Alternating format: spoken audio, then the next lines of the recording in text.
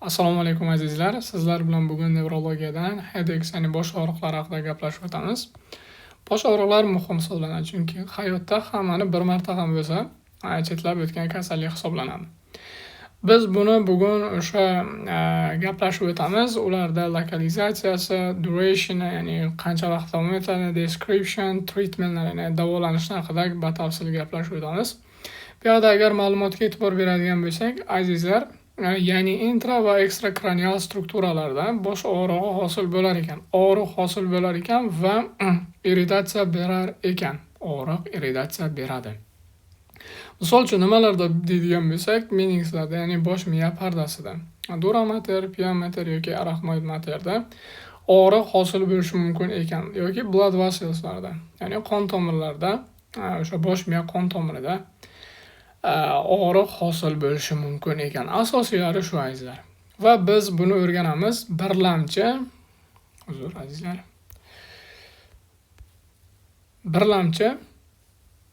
va ikkilamchi bosh og'riqlariga bo'lamiz. Nima uchun? Chunki birlamchisi faqat bosh miya problemasi bilan birgalikda bo'ladi. Ikkilamchisi esa keyinchalik boshqa biron xil sistemada biron holat bor, bu keyinchalik bosh og'rishi mumkin bo'ladi. Endi biz ko'rishimiz kerak. Bu yerda birlamchisiga nima kiradi? Asosiylar bor: tension tipdagi bosh og'riq, migren va klaster. Eng keraklilari shu. Ya'ni bizda hayotimizda juda ko'p uchraydigan kasallik. Ya'ni bosh og'riq turlari hisoblanadi. Ikkilamchisi azizlar, kerakli o'sha bitta odam bo'lsa, medication orders qilgan bo'lsa, ya'ni ko'p miqdorda dori iste'mol qilgan bo'lsa va palapartish dori iste'mol qilgan bo'lsa, mana shu ham sabab bo'lar ekan. Ikkinchisi meningit. Infeksiyali yoki non-infeksiyali meningitlar bo'lishi mumkin. Subarachnoid gemorragiyalar bo'lishi mumkin. Bu o'zi mas hosil qiladi. Ya'ni subarachnoid gemorragiyalar yoki biron xil neoplaziyalar bosh miyada mas hosil qiladi va mana shu bosh miyani siqa boshlaydi va shunda og'riq beradi. Va gidrosefaliya.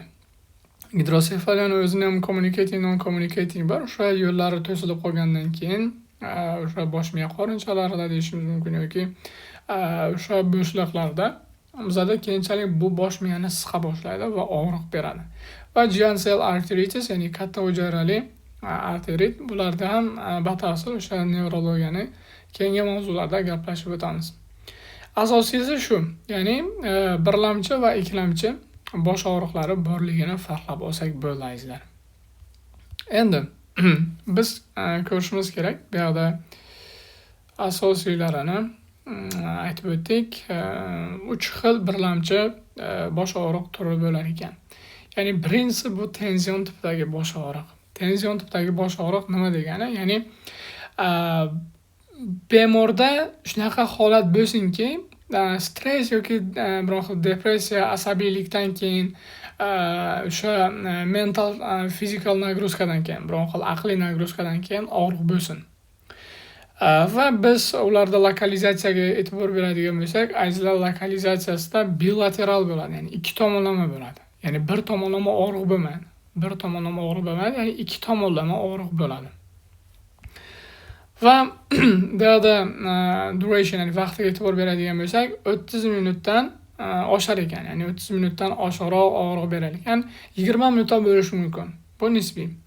Va typical, ya'ni 4-6 soatda davom etar ekan. Azizlar, constant, ya'ni bir xilda og'riq bo'ladi. Ya'ni og'riq bir tushib yoki pulsatil og'riq bermaydi. Bir xilda og'riq beradi va saqlanib qoluvchi, ya'ni bu yerda agar e'tibor beradigan bo'lsak, descriptionda steady deyapti. Ya'ni barqaror og'riq bo'ladi va band-like. Ya'ni band-like degani nima degan desak, hozir buni tashkil qilamiz. Band-like, ya'ni mana yerda ko'ryapsizlar, xuddi hindlar boshiga taqadigan o'sha lentaga o'xshaydi. Mana shunday lentasimon bosh og'riq bo'ladi. Va bundan azizlar e'tibor beradigan bo'lsak, hech qanaqa o'sha qusish bilan yoki ko'ngil aynish bilan qusish bilan kelmaydi. Ya'ni nausea, vomitinglar bilan birgalikda kelmaydi. Bo'lmaydi. Bu og'riqda unaqa narsalar bo'lmaydi. Yoki fotofobiya, fonofobiyalar bo'lmaydi azizlar. Ya'ni bemorda mana shu bosh og'rig'ida u o'sha nimaga, yorug'likka chiqsa yoki tovushga bosh og'rig'i kuchayib ketmaydi. Va bu yerda aura bilan birgalikda kelmaydi. Non aura. Aura deganda biz asosan migrenda ko'ramiz. Ya'ni bemor shu bosh og'rishidan oldin hali og'rimasdan turib bemorga sezgilar bo'ladi. Ya'ni ta'm sezgishi bo'ladi, har xil g'alati ta'mlar sezadi, g'alati tovushlar sezadi. Terisida, shunaqa ko'zida qanaqadir narsalar ko'rinadi. Ya'ni g'ira-shira narsalar ko'rinadi va buni aura deymiz. Ya'ni bu aurasiz kechar ekan azizlar, non aura. Va bu asosan eng ko'p tarqalgan bosh og'riqlaridan biri hisoblanar ekan. Primary headache. Hamma asabiylashadi. Hammani o'sha jismoniy yoki aqliy charchash bo'ladi, baribir bosh og'riqi bo'ladi. Hammada uchraydigan holat hisoblanadi azizlar. Va asosan bu azizlar ayollarda uchraydigan kasallik. Ya'ni ayollarda. Chunki ayollarda e'tibor beradigan bo'lsak, juda ta'sirchan bo'ladi. Juda tez narsaga asabiylashib, o'ziga yutib shunaqa narsalar bo'ladi. Asosan bu shunday narsani bilishimiz kerak. Asosan ayollarda uchrar ekan. Keyslarda bu juda muhim test etishda. Va davolanishda biz nimani ko'rishimiz mumkin ekan? Azizlar acute ya'ni o'tkir holat bor va profilaktika maqsadida biz nimalarni ko'rishimiz mumkin ekan. Endi o'tkir holatda bizlar ishlatamiz azizlar analgetiklarni. Kedalik analgin, baralginlar bo'lsin, NSAIDlardan, misol uchun non-steroidal anti-inflammation drugs deyapti. Ya'ni non-steroid yallanishga qarshi bo'lgan dori vositasi. Buni hammamiz bilamiz. Misol uchun kedalik meloxicam, rivaroxaban bo'lishi mumkin, tenoxicam, ketorolac yoki ibuprofen, aspirin degan dori vositalarimiz bor. Mana shularni biz ishlatishimiz mumkin ekan. Yoki diklofenaklar. Va bu yerda biz biladigan dorilardan bittasi acetaminofen dori vositamiz bor. Ya'ni bu bizda tanish paracetamol degan dori vositamiz bor. O'sha dori. Endi profilaktika maqsadida biz nima qilishimiz kerak ekan? Ya'ni bosh og'rig'i to'xtadi, lekin mana shu bosh og'rig'iga yana qayta chalinmasligi uchun bemorga TCA'slar, ya'ni tricyclic antidepressantlarni berishimiz mumkin ekan. Qaysilar deydigan bo'lsak, mashhurlardan amitriptilin. Amitriptilin azizlar nevrogenik bosh og'riqlarni juda yaxshi qoldiradi, faqatgina buni o'ylab berish kerak, chunki adverse effektlari juda ko'p hisoblanadi. Lekin bosh og'rig'ini yaxshi qoldiradi. Va behavioral terapiya qilishimiz kerak ekan, ya'ni xulq-atvor terapiyasi. Mana shu bemor doimiy asab bo'lishga nima sababchi bo'lgan, stressga nima sababchi bo'lgan, shundan chiqib ketish yo'llarini tushuntirish kerak. Va keyingi azizlar bosh og'rig'i bu migrensimon bosh og'rig'i hisoblanadi. Migrenga agar e'tibor beradigan bo'lsak, azizlar pulsatil bosh og'rig'i bo'lar ekan. Mana shu tomonni chizish kerak. Albatta pulsatil bosh og'rig'i bo'lar ekan. With nausea, ya'ni ko'ngil aynish bilan birgalikda kechar ekan. Tepada esa tension type'dagi bosh og'riqda unaqa emas. Va fotofobiya, fonofobiya bilan birga kelar ekan. Ya'ni fotofobiya, fonofobiya bilan birgalikda kelar ekan. Ya'ni bemor yorug'likda yoki tovushda bosh og'rig'i kuchayadi va shundan qo'rqadi azizlar. Endi bunga e'tibor beradigan bo'lsak, bosh og'rig'i asosan boshda yarmida bo'ladi. Ya'ni bosh qismining yarmida bo'ladi va unilateral deydi. Ya'ni bir qismda uchraganligi uchun. Mana shu tomonda belgilab qo'yapmiz. O'zi belgilangan chiroyli qilib. Va duration qancha bo'ladi degan bo'lsak, ya'ni davomiylik vaqti 4 soatdan 72 soatgacha bo'ladi. Bir kun ham bo'lishi mumkin, 2 kun ham bo'lishi mumkin agar e'tibor berilmasa. Ya'ni vaqti mana shuncha ekan azizlar. Endi bu e'tibor beradigan bo'lsak, aura bilan birgalikda kelar ekan. Tepada aytdik, har xil bemorga sezgilar sodir bo'lishi mumkin ekan va irritatsiya berar ekan nimalarga, og'riq qayerda hosil bo'lib, qayerda irritatsiya beradi. Bizda 5-cranial nerv bor, trigeminal nerv, miya pardasida yoki blood vesselslarda og'riq hosil bo'lar ekan. Og'riq hosil bo'ladi yoki og'riqda hosil qiluvchi moddalar hosil bo'ladi. Misol uchun qon tomirlarida o'sha vazoaktiv neuropeptidlar hosil bo'lar ekan. Neuropeptidlar, misol uchun substansiya P, calcitonin related peptidlar bo'ladi. Bular qon tomirlarini kengaytiradi azizlar. Qon tomirlari kengaygandan keyin bunga normadan endi ko'proq qon boradi. Kedalik qon tomir agar mana unday bo'ladigan bo'lsa, vazoaktiv peptidlardan keyin endi mana unaqa bo'ladi va qon tomir ko'proq keladidan bunga bosh miya qarshilik ko'rsata olmagandan keyin endi og'irlik hissi bo'ladi. Og'irlik, ya'ni og'riq hissi bo'ladi. Va bizani o'sha davoga e'tibor beradigan jihatimiz ham shu. Qon tomirlarida migrenda toraytirish. Va azizlar, bu yerda aytyapti, davolanishida deyapman. Asosan uchraydigan joyi bor. Ya'ni asosan ayollarda uchraydi bu. Erkaklardan ko'ra ayollarda ko'proq uchraydi. Va pont pnevmonika bor, shuni ham eslab qolish kerak. Pont pnevmonikada bizada nima beradi? Ya'ni pulsatil bosh og'rig'i, biz aytdik, bosh og'rig'i pulsatsiya bilan birgalikda keladi. Ya'ni xuddi yurak urishida bosh og'riq bo'ladi. Va one day, ya'ni bir kungacha og'riq bo'ladi. Cho'zilishi mumkin. Unilateral biz ko'rdik, ya'ni bosh og'rig'i bir tomonda bo'ladi, unilateral va nausea bilan birgalikda keladi. Ko'nglanish, qusish bilan birgalikda va disabling, ya'ni disabling deganda nima degani? Ya'ni yetishmovchiliklar bo'lishi mumkin. Ya'ni bemorda ishga bo'lgan ishtiyoq tushib ketadi. Ya'ni u o'zini izolyatsiya qilib boshlaydi atrof muhitdan, ya'ni ishi bo'lsa ishga borgisi kelmaydi. Ovqat yegisi kelmaydi, ishtahalari tushib ketadi bemorlarda. Ya'ni o'zini izolyatsiya qilishni boshlaydi azizlar. Va shu sababli bu kasallik sal yoqimsizroq hisoblanadi. Endi davolanishda biz nimalarni berishimiz mumkin ekan? Akut holatda va profilaktika maqsadida nimani ishlatishimiz mumkin ekan? Biz tepada gaplashib o'tdik. Ensaytlarni bersak bo'lar ekan bunda ham. Triptanlar, ya'ni sumatriptan, zoltriptan, misol uchun suma migren deymiz, zol migrenlar deymiz. Bularda faqat azizlar bosh og'rig'i bo'lgan paytda ichish kerak. Ya'ni xuruj paytida ichish kerak. Qolgan paytlar ichilmaydi, chunki bu qon tomirlarini toraytirib yuboradi. Qon tomirlarini toraytirishi yo'li orqali bosh og'riqni yengillashtiradi. Endi dihidroergatamin dori vositamiz bor bizda antiemetiklardan. Prochlorperazin yoki metoplakramid degan dorimiz bor, ya'ni serukal. Shularda bersak bo'lar ekan. Ya'ni ko'ngil aynish. Chunki nima uchun? Chunki bunda ko'ngil aynish bilan birgalikda kechar edi. Shuning uchun simptomlarni yengillashtirib turishimiz kerak ekan. Va profilaktika maqsadida bemorga nimani berishimiz mumkin ekan? Azizlar, bu yerda ko'rib turibsizlar. Ya'ni lifestyle change, ya'ni hayot tarzini o'zgartirish kerak. Qanday qilib o'zgartiradi degan bo'lsak, uxlamaydigan bo'lsa, uxlash kerak. Misol uchun soat 2 gacha, 1 gacha uxlamasa, uxlashga harakat qilish kerak. Ya'ni uyquni yaxshilash kerak. Exercise, ya'ni mashq qilish kerak. Agar bitta joyda o'tirib harakatsiz bo'ladigan bo'lsa, bemor mashq qilib sayrga chiqishi mumkin yoki dieta qilishi mumkin bemor. Va beta blokatorlarni ham ishlatsak bo'ladi. Eng ko'p ishlatiladigani bunda propranolol, ya'ni anaprilin degan dori vositamiz bor. Mana shu anaprilinni bersak bo'ladi profilaktika maqsadida. Va biz tepada ko'rib chiqdik, amitriptilin yoki topiramatlarni, valproatlarni bersak bo'lar ekan. Valproatlar azizlar, bu o'sha ishlatiladigan dori vositalari antiepileptik dori vositasi hisoblanadi. O'sha neyronlarni qo'zg'aluvchanligini ham oldini olib beradi. Convulex deydi. Convulexlarda bemorni tana massasiga dozalab bersak bo'ladi. Va botulin toksini bu ayollar yaxshi biladi.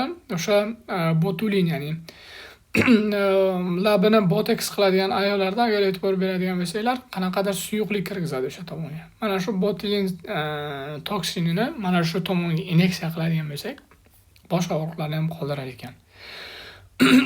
Va biz tepada gaplashdik. O'sha calcitonin generated peptide. Bu hozirgi kunda azizlar juda mashhur. O'zbekistonda topilishi qiyinroq bo'lgan narsa. Va o'sha calcitonin generated peptide bersak bo'ladi. Ajovi degan dorimiz bor. Ajovi. Bu O'zbekistondan topilishi mumkin, lekin qiyinlik bilan. Lekin qimmatroq va effekti yaxshiroq hisoblanadi.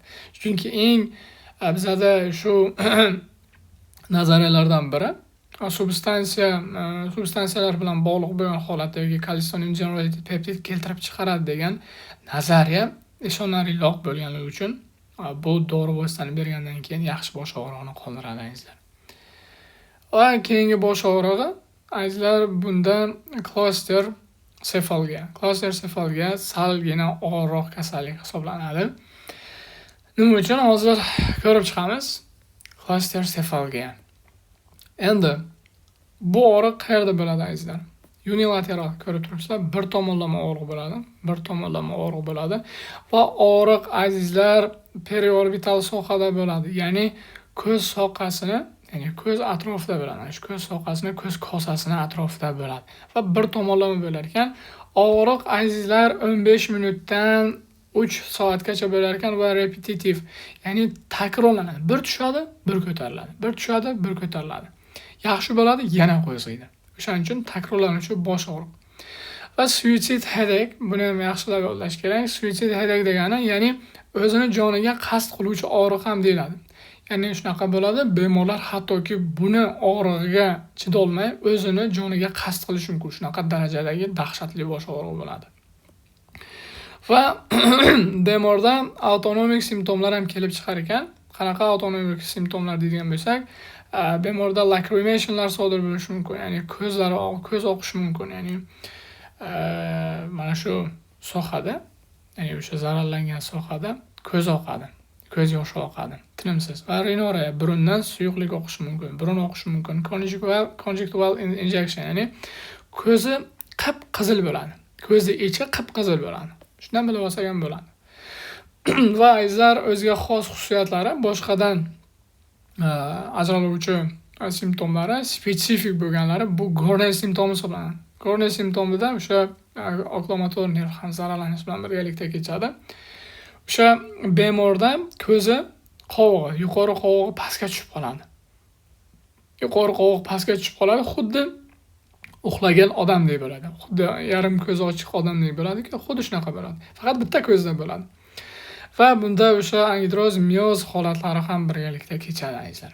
Va asosan buni bilib olishimiz kerak, erkaklarda uchrar ekan. Erkaklarda uchraydigan holat ekan.